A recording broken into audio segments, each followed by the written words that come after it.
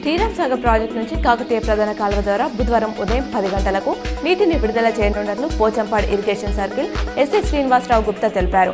On and off పద్ధతిలో zone 1 ఆయకట్టుకు 7 రోజులు, జోన్ 2 ఆయకట్టుకు 8 రోజులు సాగునీటి సరఫరా చేస్తామన్నారు. గురుకులాల్లో మ్యూజిక్ టీచర్ల భర్తీ ప్రక్రియ వేగవంతమైంది. సర్టిఫికెట్ల వెరిఫికేషన్ పూర్తయిన అభ్యర్థులకు ఈ నెల 27, 28, 30 తేదీల్లో డెమోన్స్ట్రేషన్ నిర్వహించనున్నట్లు TREIRB వెల్లడించింది. మాసప్ ట్యాంక్లోని DSS భవన్లో ప్రతిరోజు 2 సెషన్లో ఈ ప్రక్రియ జరుగుతుందని తెలిపింది. డిక్లరేషన్ పేరుతో బీసీలకు ఇచ్చిన హామీలను కాంగ్రెస్ ప్రభుత్వం విస్మరిస్తుందని ఎమ్మెల్సీ కవిత ఆరోపించారు. కాంగ్రెస్ పార్టీ అధికారంలోకి వచ్చి ఏడాది గడిచినా బీసీలకు ఒక హామీ కూడా అమలు చేయలేదన్నారు. స్థానిక సంస్థల ఎన్నికల్లో బీసీలకు 42% రిజర్వేషన్లు ఎగవేసే ప్రయత్నం చేస్తే ఊరుకోమని హెచ్చరించారు.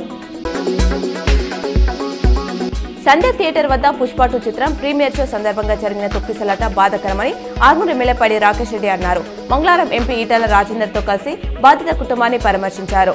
బాధిత కుటుంబానికి అల్లు అర్జున్ అండగా నిలవాలని ఎమ్మెల్యే రాకేష్ రెడ్డి అన్నారు. మరోసారి ఇటువంటి ఘటనలు జరగకుండా జాగ్రత్తలు వహించాలన్నారు. బంగాళాఖాతంలో ఏర్పడిన అల్పపీడన ప్రభావంతో రాష్ట్రంలో ఇవాళ రేపు మోస్తారు వర్షాలు కురిసే అవకాశం ఉందని హైదరాబాద్ వాతావరణ కేంద్రం తెలిపింది. అల్పపీడనం కారణంగా ఉత్తరాది జిల్లాలో మినహా మిగతా చోట్ల చలి ప్రభావం కాస్త తగ్గింది. మరోవైపు నిన్న ములుగు, భద్రాద్రి కొత్తగూడెం, ఖమ్మం, సూర్యాపేట, మహబూబాబాద్ నగర్, నల్గొండలో వర్షాలు కురిశాయి.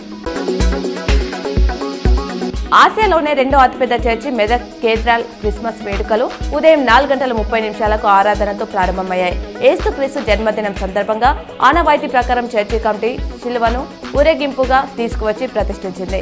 మరోవైపు చర్చిని సందర్శించి ప్రత్యేక ప్రార్థనలు చేసేందుకు భారీగా జనం తరలివస్తున్నారు. సీఎం రేవంత్ రెడ్డి ఇవాళ మెదక్ జిల్లాలో పర్యటించనున్నారు. హైదరాబాద్ నుంచి హెలికాప్టర్లో ఆయన తొలుత ఏడుపాయల వనదుర్గమ్మ ఆలయానికి వెళ్లి అమ్మవారిని దర్శించుకుంటారు. ఆపై అక్కడే పలు అభివృద్ధి పనులకు శంకుస్థాపన చేస్తారని పార్టీ వర్గాలు తెలిపాయి. అనంతరం మెదక్ CSI చర్చి శతాబ్ది ఉత్సవాలు పాల్గొంటారని చెప్పాయి.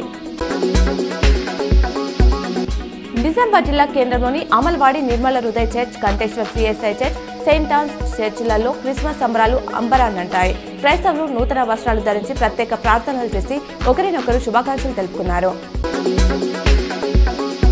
క్రిస్మస్ వేడుకలను పురస్కరించుకొని collector Rajiv Gandhi Hanumanth, incharge CP Sindhu Sharma Christmas పండుగ శుభాకాంక్షలు తెలిపారు.